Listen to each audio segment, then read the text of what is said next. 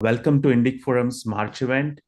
We are very excited to have you join us. As you know, we usually host authors, but today we are thrilled to welcome an academician. Over 2 years, Indic Forum, an independently run nonprofit, has focused on monthly events exploring India, Indology, Dharma, along with history, culture, and the various intersections of these topics with technology and other fascinating areas. But today we are honored to have Professor Harsh Taneja with us. He's an associate professor at the University of Illinois Urbana-Champaign, UIUC. His research examines how people navigate a world of endless media choices, like think of journalism, advertising, media studies, and more. And our topic today couldn't be more important.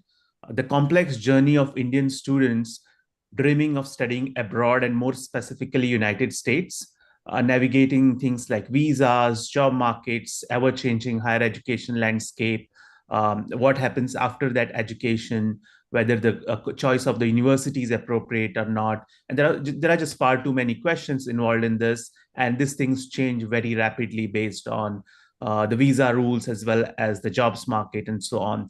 And students and parents may not always be working with the best available information. Sometimes the information is incomplete, outdated, or just plain wrong. And as someone who has actually been in the university system, seen this through up close, he has a lot of experience around this. And this is where I think his insights are going to be very useful for us. And we hope that this session will be very valuable for everyone. And remember, this whole event is very interactive. So feel free to ask questions anytime you want. Or if you don't want to ask them directly on Zoom, you can type them in the chat and I'll take it up at the right time or at the end of the event. Also remember that this event is being recorded and live streamed on our YouTube channel. So be mindful of that. And having said that, I'll give the floor to Dr. Taneja to speak. Okay. No, thank you so much, Akshar. Very happy to be here. I think just before I dive into the material, is it like is it policy for people to keep their videos off? I mean, since it's a small group, do we just Uh, want people to, if they are okay, like just turn their videos on so that, we yes. can have a more of a real conversation? Yeah. People are free to like keep their video on if they want to. It's up to them, like Perfect. All individually. right. Great. Thanks for clarifying. So I have, a few slides prepared. Maybe we'll do that for the first, 15, 20 minutes. And I think that'll orient all of us as to, what we want to have a conversation on. So I'll request permission to share my screen. It's disabled right now. Okay, I can share my screen now. Perfect. So could you confirm that you can see my screen with the slide deck here?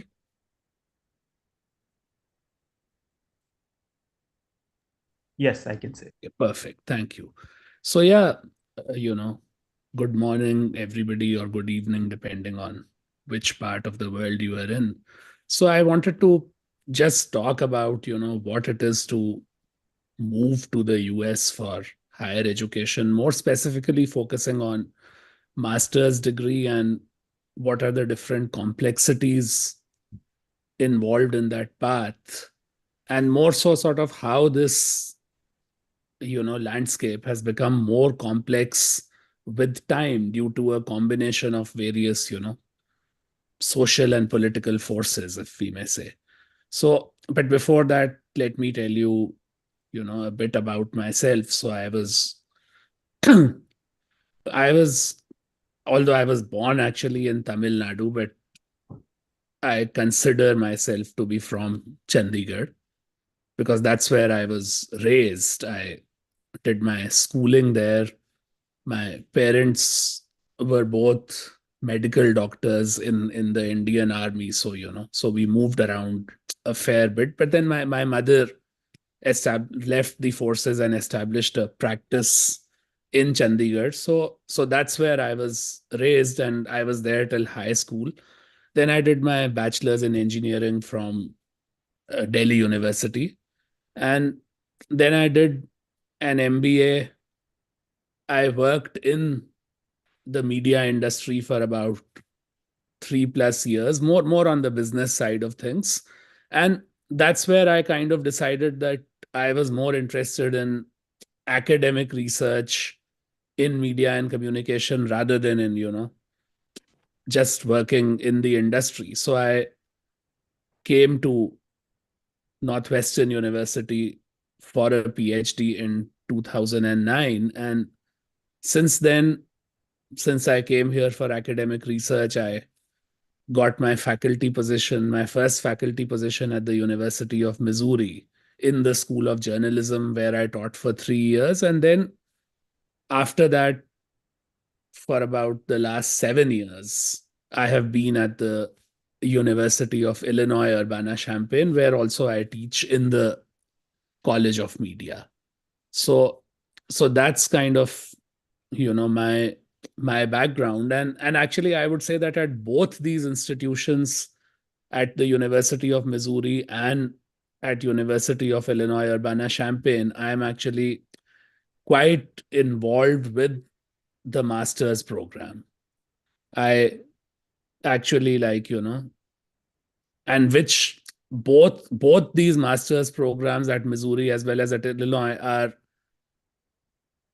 I would say, 60 to 70% of their students, sometimes even more, are international students who move to the US for this master's degree. So I think that is where I have learned a lot about, these issues of that international students face. Of course, I was also an international student, but when you come for a PhD on a fully funded scholarship, that's a little different. When you come for a master's degree with the aim of finding a job in the industry in the US, that has its own challenges. So just wanted to give you a background about myself and where I'm coming from when I'm speaking on this topic.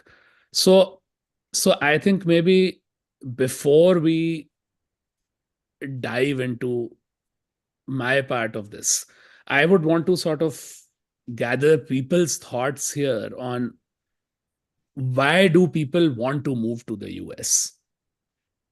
Like when you think of anybody, like what are the reasons people consider moving to the US? I would like to hear some thoughts from all of you here.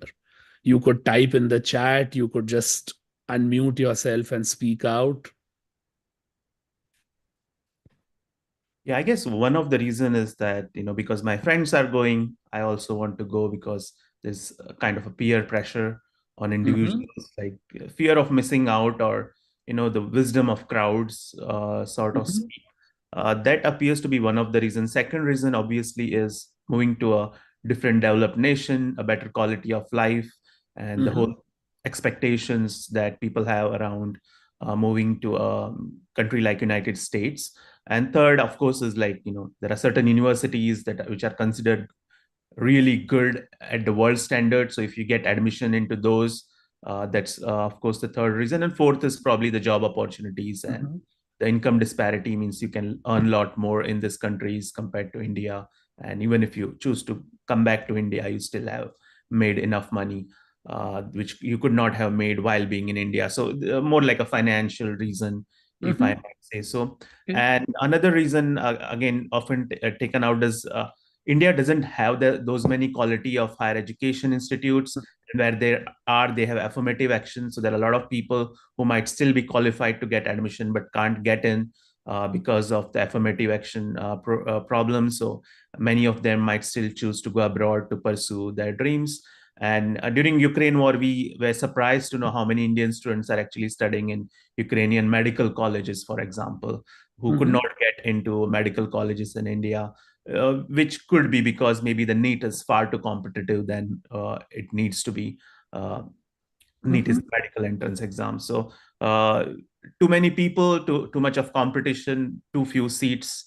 right? It creates a culture where there is just far too much pressure on an individual if they want to Yeah. get even like a, I would say by US comparison, maybe a second tier university, even that kind of education in India is pretty scarce to obtain. Mhm. At least that's the assumption people operate on. I don't know if Yeah, it's no, I think those are all, all very valid points.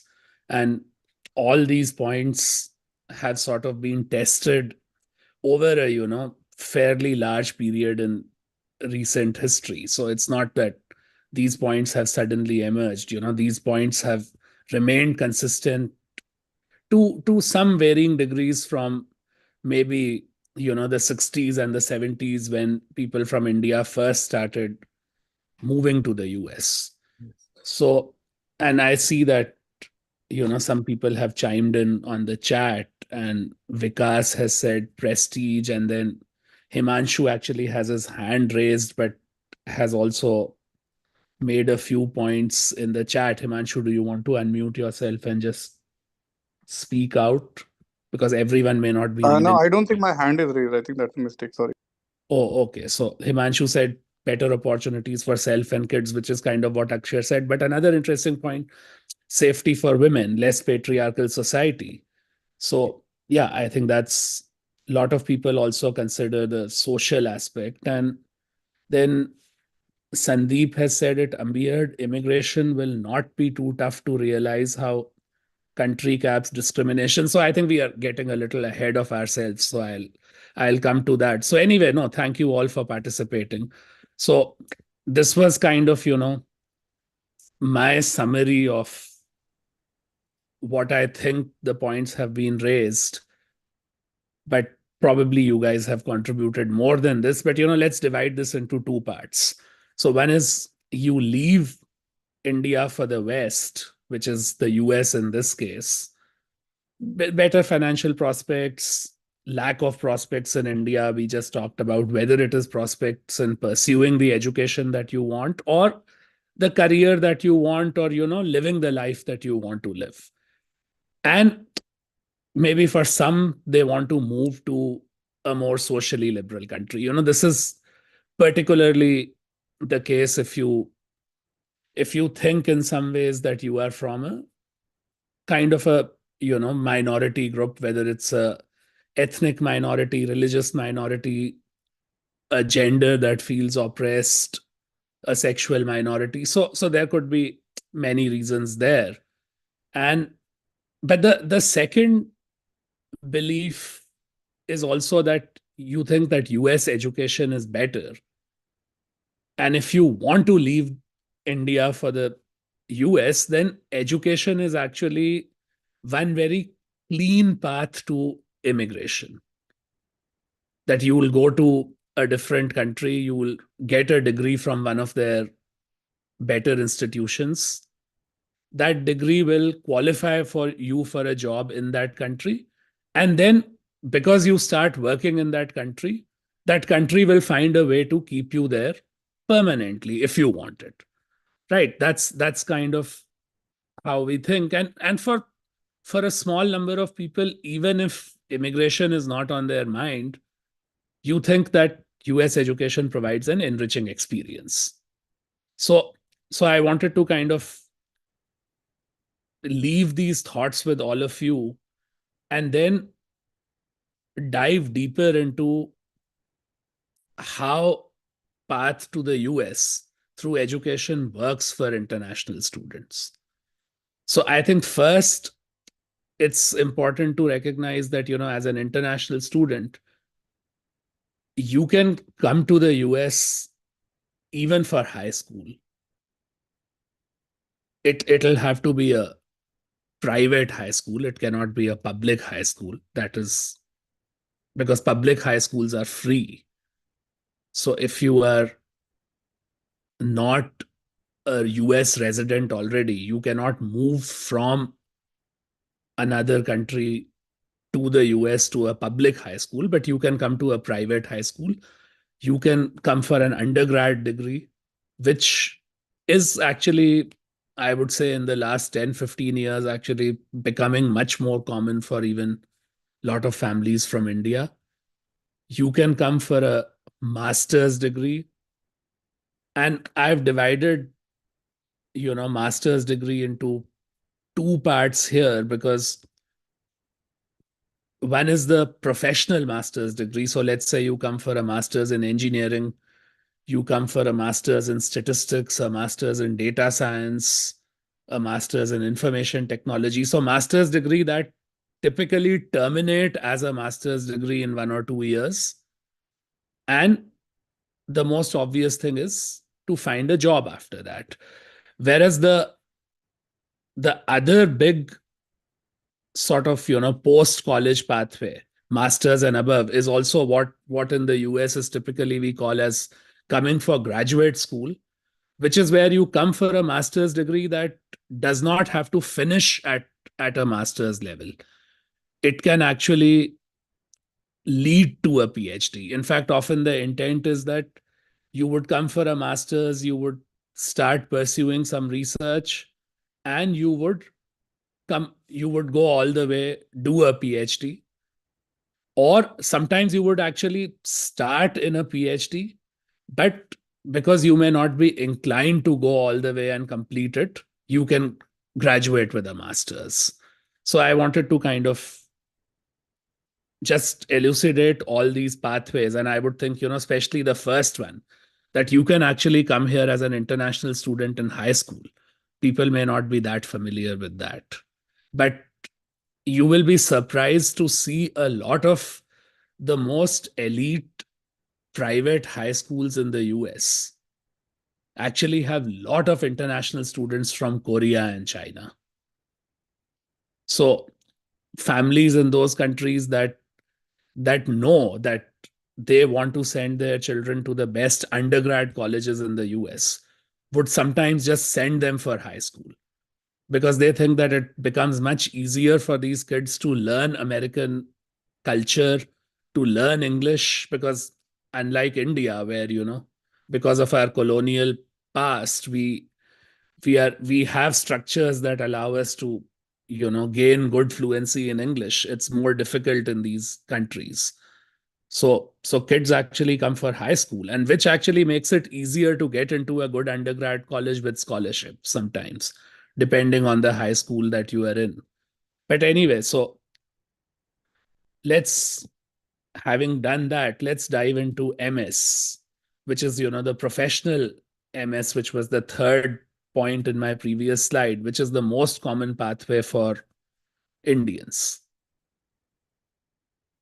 So, the typical pathway for MS is you get accepted.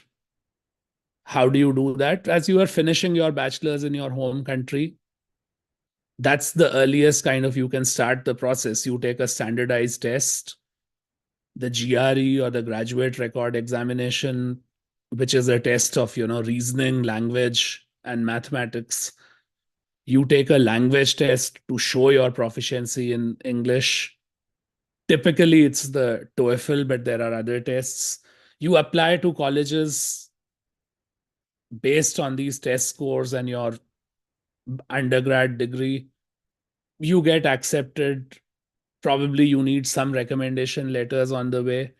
You arrange your finances. In the best case scenario, you get some scholarships, but I would say that for a degree that is only a professionally oriented degree, where the objective is to get a private sector job right after, scholarships are rare. Scholarships are more common for degrees where there is an expectation that you will do academic research. You arrange your finances, you get a student visa, you move to start your education. So this is simple, straightforward. Now, after acceptance, assume that you get into a college of your choice and you get in. So during your MS, of course, you came here to study, so you should study. But you can work 20 hours a week on campus to offset some costs. Now, if we want to get realistic on this, basically you can basically offset your living costs. So if you think of typical costs of an MS degree at any US university, I would say that the tuition ranges from, maybe the cheapest universities would be around $30,000 a year, to the more elite private ones easily go to about $80 to $90,000 a year. So none of that is going to get offset by working 20 hours a week on campus. It's basically your living costs, which can be about $1,000 a month if you are in a small college town where cost of living is not high, to about 1,500 to 2,000 if you are actually going to college in New York or Boston or the Bay Area or something. So some of that can be offset by working 20 hours a week. And the other thing to realize is that 20 hours a week of working while being a full-time student means that your work week is about 70 to 80 hours. So it's tough. It's theoretically possible, but it does lead to a lot of burnout. Now, the other thing, especially, if you are studying in a good college with good job prospects and all, when the economy is good, as an international student, you can find internships. They need authorization, so it's not as easy as it is for a US student to find internships, because your program has to certify that the internship is relevant to your program of study. So we call it the CPT, or the curriculum practical training. So you can do these internships during or between your program. So, if it's a 2-year program, between first and second year, sometimes you can also do these in the evening, especially like if your employer lets you work remotely. So you can do some internships. So that helps with your overall job prospects. It also offset costs in a significant way. Sometimes some of these internships might actually say that, we'll pay for your one semester of college. Like, we won't pay you a stipend. Or colleges may have a program where it would be like, instead of paying a part of your tuition, you can actually do this internship and it will count towards course credit. So your tuition will reduce. But then anyway, so that's one part. Then you find a job. So the good thing is that any degree in the US, whether it's an undergrad degree, a master's degree, or a doctoral degree, you get 12 months of work authorization because you have studied in the US. This is a straightforward, no questions asked authorization. You tell the United States Citizenship and Immigration Services that I am finishing my degree. So from this date, I want my work authorization. It takes 3, 4, 5 months to process. And those processing times are getting worse, but that's another matter. But theoretically, you are eligible to work for 12 months. And in these 12 months, you can work for any employer, you can work any number of jobs. And if you are in a science, technology, engineering, and mathematics field, which is what I mean by STEM here on the slide, as most MS degrees are, this can get extended by another 24 months if you are in a job at the end of 12 months. If you don't have a job at the end of your 12 months period, then this won't get accepted. So but if you have come here and you think that, now start thinking of, your own life stage, your own personal situation. So typically, when people finish their masters and they start working, they want to think about other things in life. They want to think about starting a family. They want to think about, getting a partner. getting more settled. So you want to start thinking of longer term employment prospects, right? Now, this is where, so then the question is, okay, even if I get my work authorization for 12 months and it can get extended for another 24 months, but if I have now lived a good part of my life in the US, 3, 4 years, I like the culture, I like my job, I want to remain here. So basically, an employer has these 3 years, the 12 months initially and the 24 months extension, to get you a work visa, which is what we call the H-1B. This is the most common form of work visa. And typically, if you are doing a higher degree in the US, this will be the visa that you will qualify for. But, well, one, not all jobs are qualified, and not all, you know, people can qualify. But most importantly, only about 85,000 people in a year can get picked for H-1B visas. The US government has this cap, basically, so that, international students don't cannibalize domestic job prospects. This has a hard quota. And what's interesting is that this quota has not increased in the last 30 years. So, you would think that as economies grow, more jobs get created. So, naturally, the number of jobs that are given under any provision should also increase as the total size of the economy increases. But this has not happened. So, which means that typically people only have a 1 in 3 or 1 in 4 chance of being picked. And in fact, I would say that in times that the economy is better and there are more jobs, there is also more competition for the H-1B lottery. So it's kind of a catch-22 situation. Yeah, yes, I can get a job after my master's more easily, but that means it gets more difficult to get picked in the H1 lottery, because just like you, a lot of international students have a greater chance of getting a job and are entered into the lottery. So this is one part of it which makes it difficult.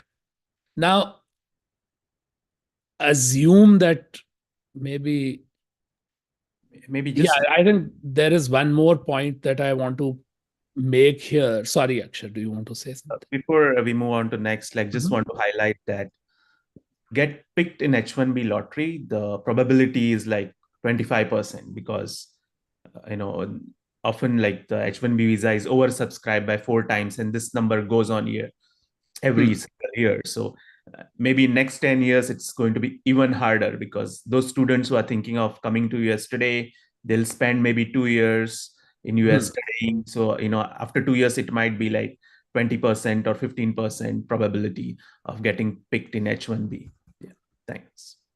Okay, no, that's absolutely right. So it gets more difficult, and I think what makes it more challenging is that when job prospects are better, the probability of getting picked is actually lower, because so when I moved in 2009, so we were kind of at the beginning of the global financial crisis, the recession. So suddenly jobs had dried up, which means that actually for 3, 4 years H1Bs were not oversubscribed at all. But then that also meant that jobs were very, very few. So you had to be from, a very good college in a degree where there was a lot of demand to actually get a job, because most employers were not even offering jobs.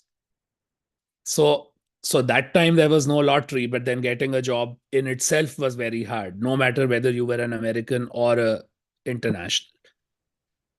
And just one anecdotal story here. So the question comes, okay, what if I don't get picked in the lottery? What am I going to do then? Like even if I keep trying for 3 years and I never get picked up, and it happens. So, for example, I had a friend who had finished an MBA from a top business school, and in 2013 did not get picked for the lottery, and then did not know what to do. So actually I had two people, both didn't get picked up, and one of them basically then got into a second master's and did that for 1.5 more years. So think of the financial costs. The other one then just scrambled to get a job at a non-profit, because employers like universities, non-profits and all, they are exempt from the quota. But then eventually has moved out of the country to Switzerland. And then the one who joined a second master's then kept trying for jobs that would apply for the lottery for the next 2 years. Eventually got picked, lives in the US, but it's complex. It's not straightforward. I think that's the point I wanted to highlight. And there will be very tough choices to make if you don't make the lottery. But anyway, so assume that you make the lottery. Then we get into the fourth, step of this pathway, so to say, that the employer can begin your green card sponsorship. What that means is that they can get you in line, and when it's your turn, you apply for the green card. And your turn depends on your country and the category you are applying in. So yes, the US has quotas for each of them. So I'll explain what this means in some detail. So first, categories. So if you see, the US has 5 different categories of employment-based preferences. I have taken a screenshot from the, State Department's immigration website. So you can see that there's a first preference, second preference, third preference, fourth preference, and fifth preference, and each of them have numerical limitations. So they have distributed this among these categories. Now, practically, if you are doing a master's degree, then you are basically eligible for the second category. So to keep it simple, let's say that you are eligible for second category, which is 28.6% of all green cards. And no more than 7% of these are given to citizens of any one country. So basically, Indians are eligible for 7% of 28.6% of all green cards. So that, but like country of birth matters. yes, it's your country of birth. Correct. So your country is determined by your country of birth.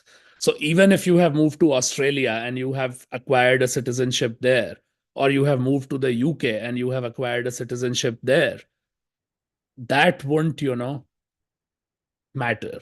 So now I want to introduce you to something called visa bulletin. So the next question is, okay, I know my category. How do I know whether it's my turn? So this is a snapshot of the visa bulletin from April 2024, which is the latest. So if you basically, the rows here tell you the category under which you can apply for a green card, and the columns here tell you people from which country can apply. And the data that you see, the cells that you see, is basically how long they need to wait in line. So if you look at second, which is the category for India, I just took the relevant part here. So if you see this chart, so employment based second is where most people after an MS degree would qualify. So you can see that if you are from anywhere else in the world, where my cursor is right now, if you started this process on 15 January 2023, you could apply for a green card today. But if you are from India, then you should have started this process on 15th April 2012. So, which means that people whose employers first started this process 12 years ago are getting their turn to apply for a green card today. Now, and even this first preference, where you have to qualify as, an outstanding professor or a researcher or a professional of exceptional ability, and, a sportsman who is an Olympian, a author who has published many books. Even there, you can see that for India, there's a considerable wait. So it's, but now you may say, okay, I'm giving one data point and I'm just, making generalizations on the basis of that. But now I wanted to put the same visa bulletin from September 2014, which is when I started working and my employer started this process for me. So you can see that in September 2014, there was still a wait time for India, but that wait time was about 5 years. So in September 2014, an Indian for whom the process had started in 1st May 2009 could apply. So we are going from a wait time of 5 years then to a wait time of 12 years today. And this wait time is only going to increase, because when it comes to H1B, there is no limit on how many can be given to people from one country. So what typically happens is that out of the 85,000 H1B visas, about, I think, 65 to 70,000 typically go to people from India every year. But when it comes to employment-based green cards, the quota for India is effectively 4 to 5,000 in the second category, and not more than 15,000 even if you total the three categories. So that this wait time is only going to keep increasing. So yeah, I was just saying, so in 10 years, the line for Indians has moved less than 3 years, right? Now, if you start looking at each month carefully and start seeing, you will say that, there are some variations, but the general pattern is that in 10 years, the line has moved less than 3 years.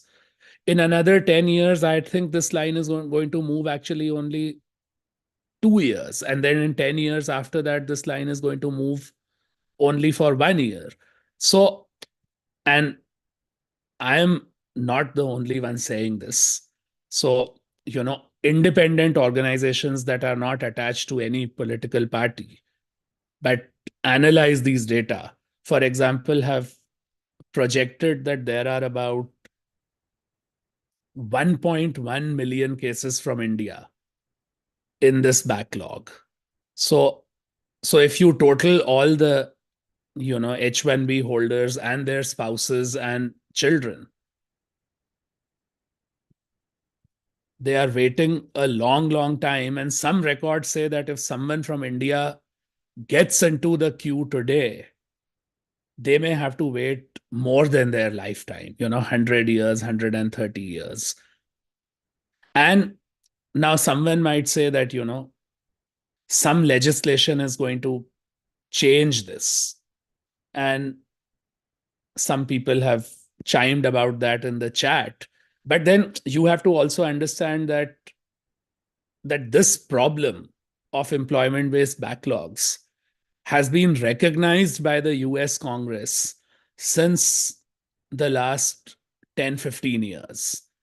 But all attempts to change legislation that can make this better has failed so far. So, we can only go by recent history and data points that we have. We cannot speculate and hope for what will be. So, couple of interesting anecdotes here. So, this is a famous immigration lawyer who works for a lot of such cases. So, for example, she's telling you that she's reviewing documents for the fifth H1B renewal filed by one of my clients. He's been with his company for 16 years. Still no green card solely because he was born in India. And the filing fees now are triple of what they need to be. So what does this means for an H1B worker? Forever on H1B, less job mobility, negotiation on immigration with each employer. So if you change your job, you have to again kind of negotiate that are you going to, do my H1B? Restricted international travel. You need to have a visa stamp to leave the US and return. And many times, you are not able to get an appointment. You are not able to simply leave the US, plan a trip so that you can get a stamp. So basically, it's not such a rosy life. Yes, you may be making decent money, but it kind of, both has a negative impact on your life and career in many consequential ways. So, another friend of mine who advocates for this problem quite a bit actually in very beautifully summarized this in a tweet. So typical employment based immigration process in the US: the worker asks his employer, can I get an employment based green card? The US says, do you have a job offer? Worker says yes. So can you determine that this job is a good job? Yes. Can you conduct a recruitment process to see if there are any qualified Americans for the job? Yes, there are no qualified Americans. So all that happens. Now, there are no qualified Americans found. So, okay, submit all your documents. Done. Congratulations, your immigration petition is approved. Great. Can I have my green card now? Actually, now tell me where you were born. India. So the US is telling you that the wait time is 100 plus years. I guess you will never get it. Sorry. So, worker, is there a point of this approved immigrant petition? So, the US is telling you, based on current laws, that you knew you were a temporary worker. Now you are a permanent temporary worker. So, this kind of, brings us back to the original point that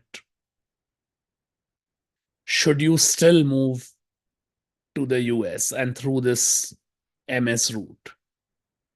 Does it make sense? Because you plan for a master's degree, you plan to move to another country, you need to think of both education and life. You don't only think of education, right? Because you are also at that stage of life where you will soon make other decisions.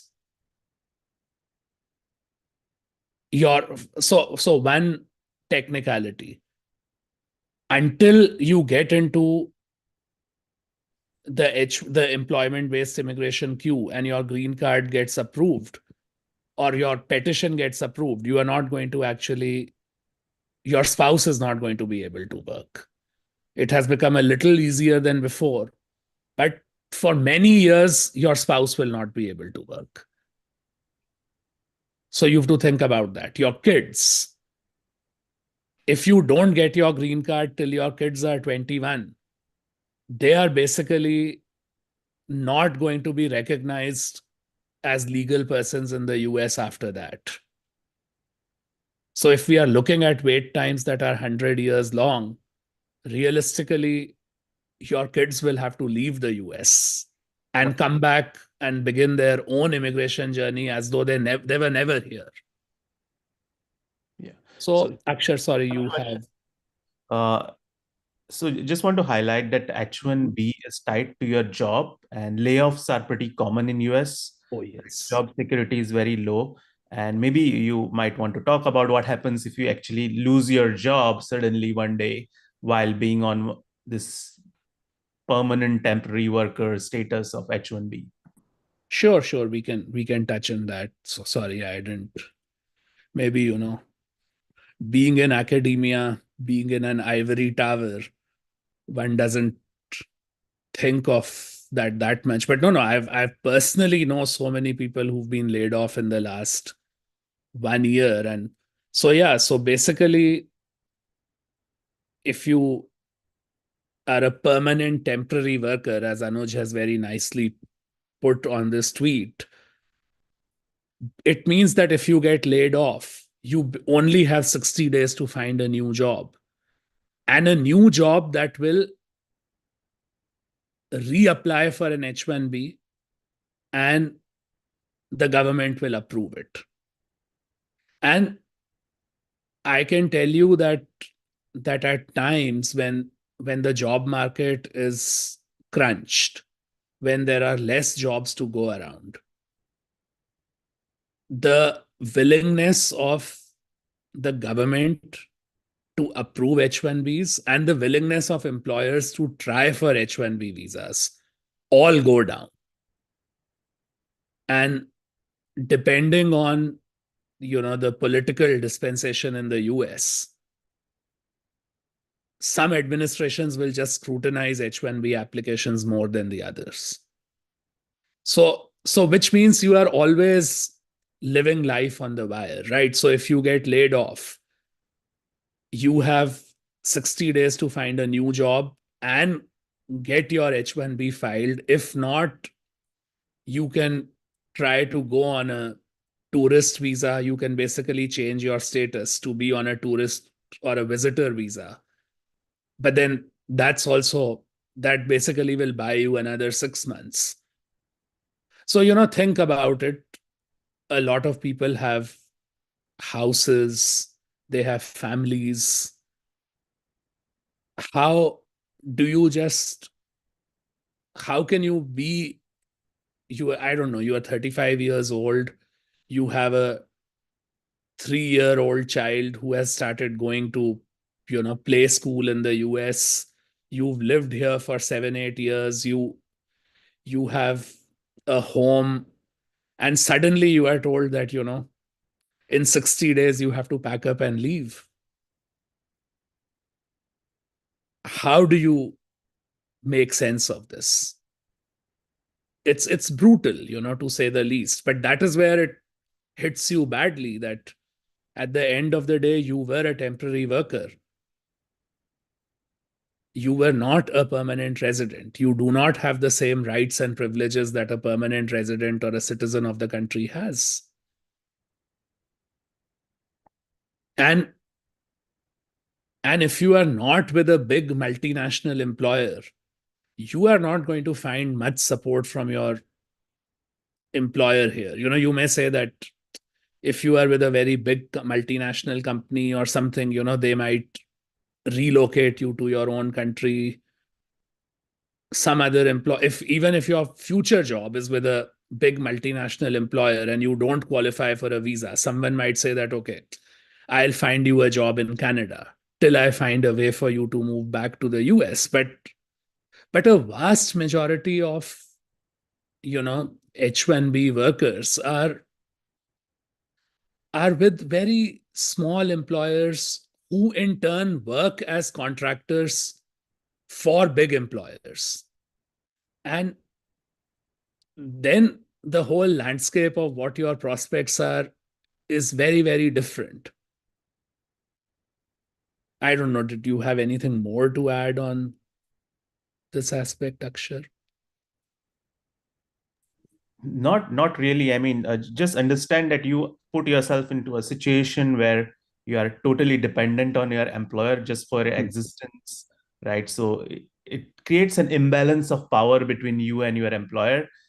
Even if you want to quit, you can't really quit because your next employer should be willing to, support with your visa petition, so on. So even if you are being exploited, or if you're even if you're working for 50 hours a week, or even if your employer sometimes fails to pay you on time, and number of issues, there is nothing you can do. So it creates a work environment that's extremely stressful, where and let's say if you want to get promoted, then the visa application needs to be redone because your job Mm-hmm. duties have changed, right? So you may not even get a chance to get promoted even when you qualify, just because your employer is not willing to spend that extra money to do the visa petition again. So yeah, so I think compared to US workers, you are totally in a situation where there is an imbalance of power between you and your employer because you are tied to them. So in some sense, you are kind of a bonded labor, yeah, if I may True, use true. the word with No, some. I think that's fairly accurate. And I think what's very important to understand is that you are only going through all this because you are born in India. If you were from any other country, like even China, which is another country where there is a little bit of a line, in 3 4 years you will be past all these problems. You will be a permanent resident. So that is the important thing, that what we are saying does not apply to you if you are not born in India. And So it's like one anecdotal thing is like you will see that you join this prestigious university. One of your classmates is, say, let's say from Sri Lanka, right? And he gets his job, from H1B, he moves to green card, he gets citizenship, he gets his parents who get their citizenship, and he gets his brothers and sisters who get that citizenship. And you are still in line in Mumbai to get your visa revalidated for maybe like 19th time or something, paying some $1,000 fees every single time you do that. oh yeah, no, and sometimes you are only traveling for that because you want to take that vacation in Europe, but you don't have an H1B visa to return to the US. So first you make a trip to India to get your visa stamped, and then you are like, okay, now because I can return to the US, let me plan another foreign travel. So yeah, no. So I think the point, to summarize here is that, okay, despite all these problems that we have pointed out, should you still move to the US through an MS route? And I would say, like everybody needs to evaluate this more comprehensively. So think about, like, what is the value of US education for you? So what are the costs? What are the benefits? And I think what we've kind of tried to highlight today is that the benefit which everybody thinks of, that the benefit is that I'll get a job in the US and I'll make a life there, that benefit needs to be reevaluated a little bit. So what are the values of lived experiences? So you may think more realistically that, okay, I'm going to go to a university of my choice. It's a great university, the education system is better. I'll probably, if nothing, I'll have the OPT for 1 year, and then 2 more years I'll find some jobs, and I'll see what's the best for me at that time. I'll come back. I won't have hopes very high for a green card. So I think that is one framework to evaluate. But then you should think that, is the money that you are paying to a US to get a US degree, is that really worth it? Does that enhance your prospects back in India or in another third country? And that is where then I would say the other thing to understand is that a vast majority of people who come for MS in the US don't come to top universities. A lot of There are a lot of for-profit universities also in the US that think of MS students as kind of a cash cow, where they think that people come because they know that they will get these H1B jobs. So they will get returns on what they spend. And I think this whole green card and immigration related problems, including the H1B lottery and all, should make you reevaluate that route very, very hard. That, am I going to go to just any college because it offers a path to work in the technology sector in the US? So, and then think of, your own lived experiences. So, I had just some very brief summary of, some cases. Of course, I have not named people because I don't want to give out private information. But let's say, I know a person A who moved for an undergrad degree in 2005 on some scholarship and alone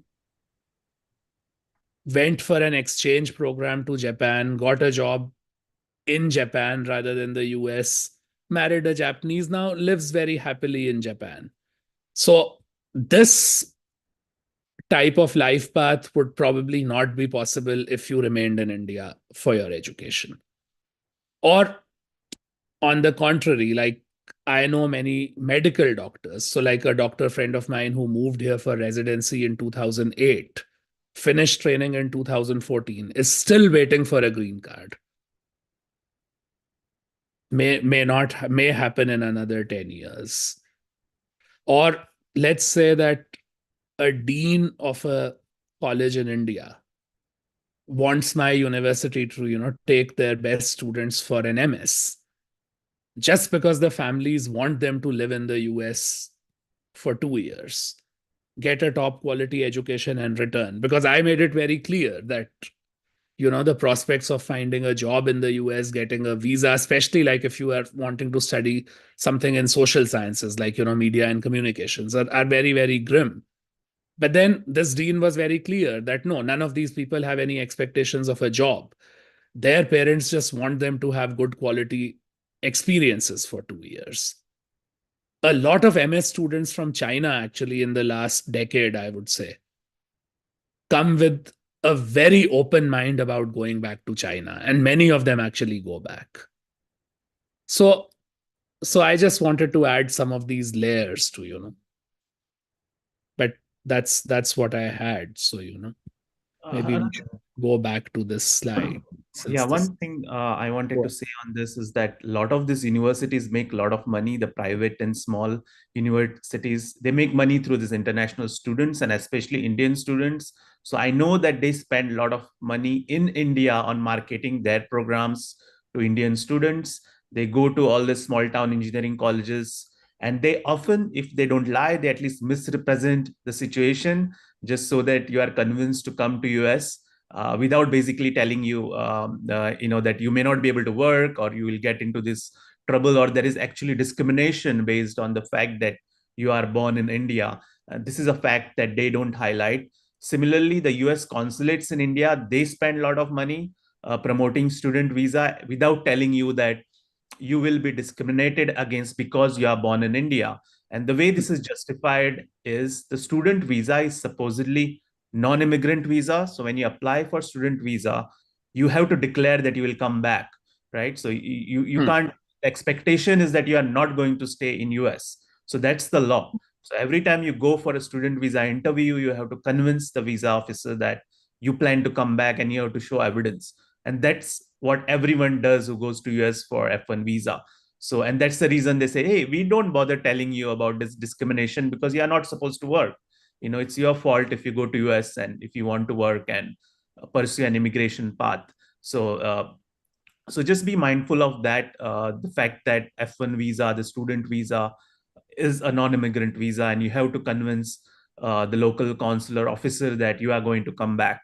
And that is the expectation with student visa. So if you move on to H1B or other visas after coming to US, it's like an afterthought. Yeah, so which means if you think about it technically, even your university international office is not supposed to sort of really sell you job prospects in the US after your thing, because they are getting you on the same F1 visa, which by law is a visa to come learn in the US and take your skills back to your country. So even the university cannot really tell you that you should come here because you can get a job here after this degree. So both consulates and universities are in some sense like, using that same law to increase their, revenues, so to say.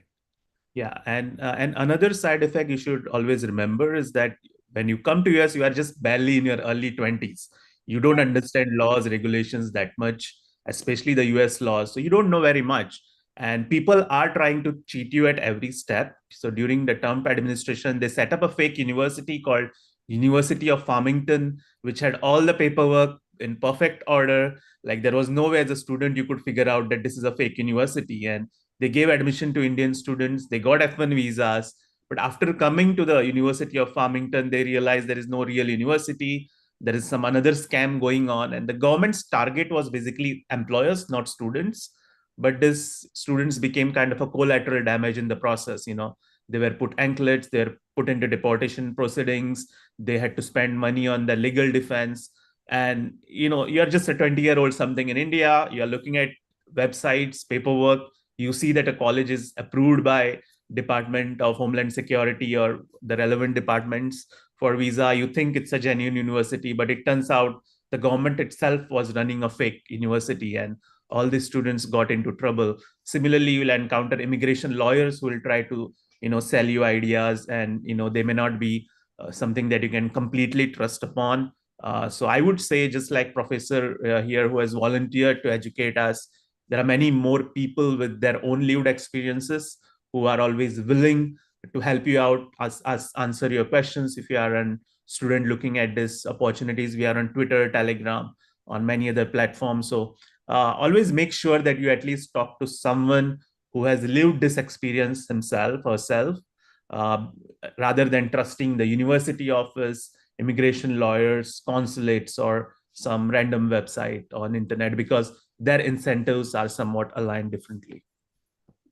Yeah, I mean, having said that, so I just put this slide back, which looks at, the different paths.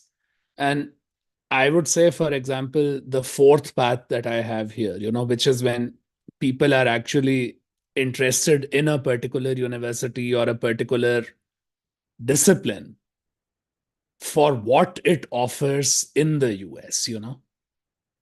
So if you really want to study computer science, and there are some types of things in computer science that are happening at some universities, then you go for that, right? That's a very different mindset, and that is more productive and less likely to lead to disappointments. Because I think the other thing I want to highlight is that maybe a lot of people think that everything about everything about every US university is better than everything about every university in India. That is not true. That is not true at all. Like, US universities are large institutions. So I don't know, let's take an example of, Mumbai University or Delhi University. Now, think of Mumbai University has maybe, 50 to 100 colleges. Even Delhi University probably has over 100 colleges. Some colleges are very good. Some colleges are not so good. So even when you think of even a university like Harvard, every college in Harvard or every major in Harvard is not necessarily as good as every other major in Harvard. So, and typically I would say that the quality of education in universities is and even in the top universities is diluted the most when it comes to these professional master's degree programs. The best professors, so unless you are an MBA where the only thing that the college teaches is a professional master's, like if you think of an engineering college, actually good engineering schools will put a lot of emphasis on their undergrad degrees and a lot of emphasis on their research-based MS and PhD programs. The professional masters does not necessarily have the best resources devoted, because they understand that ultimately these people are coming here to get a job out of here, and are going to come for a year. So long as they get the jobs that they need, they are going to be happy and they are going to be out. So if, as an Indian, that prospect is not the one which checks out for you, then what is the worth of this? I mean, yes, if my university hears this, they're going to probably, not like it, but hey, we have academic freedom. And I think the most disappointing part is that you are being discriminated against because you are an Indian. So a lot of these problems are specifically because you are an Indian, and we should think of it as attack on one Indian is attack on all Indians. So it's a collective insult to all Indians, and any kind of discrimination based on your immutable factors is something we should see as highly immoral and unethical. Correct. But I think the other thing to think about is that while we can blame universities, I mean, see, universities, the good universities are for the most part fairly noble institutions. They want to be. But unfortunately, one, we said that, they are not above the law. So what the immigration laws are, and the second is that somehow the funding structure for most universities is also putting a heavy emphasis on international students who come to US to do a master's. So because of these external pressures, they have to sell their master's degrees as more desirable than they are. So I think, it's almost like you have so many people coming from India. So universities are very interested in students from India. But then the immigration system has not accommodated this, disproportionate number from India. But now universities cannot disincentivize this because they will lose what they rely on as their major source of revenue. Although, actually, having said that, I'll tell you that at a few meetings that I have been in the last couple of years, there is a realization in universities that international students from India and China is not a very sustainable revenue source for many universities anymore. So with COVID, some of that was challenged. But I think in the long term, universities also recognize some of these issues and are planning for some different approaches. Any other questions, thoughts? Yeah, I think we are well over time, but we can still take one last round of questions if anyone have Yeah, any. I can stop sharing my screen. Then we. Yeah, if anyone wants to speak, you can directly ask on Zoom or you can chat. Put your questions on chat.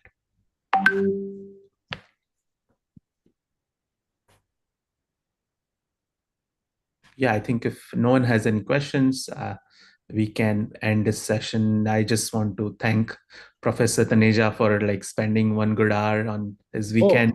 Right. Educating all of us. The video recording will be available on our YouTube channel. You can share it so that it can reach to more people. We also send out our Substack so it reaches out to more people and so on. So hopefully this session was helpful for a lot of students and will remain there on YouTube, and more people can watch this and gain more insights. And as I said, many of us who have gone through this experience are here to talk to any student who is interested in knowing more. I'll make sure I make time for you if you have any immigration and visa related questions here. And I'm pretty sure there are more people too, and we have very active Twitter and Telegram and WhatsApp communities around this. Having said that, thanks everyone for spending your time on Indus Indic Forum event, and thank you, Professor Taneja. Thank you so much.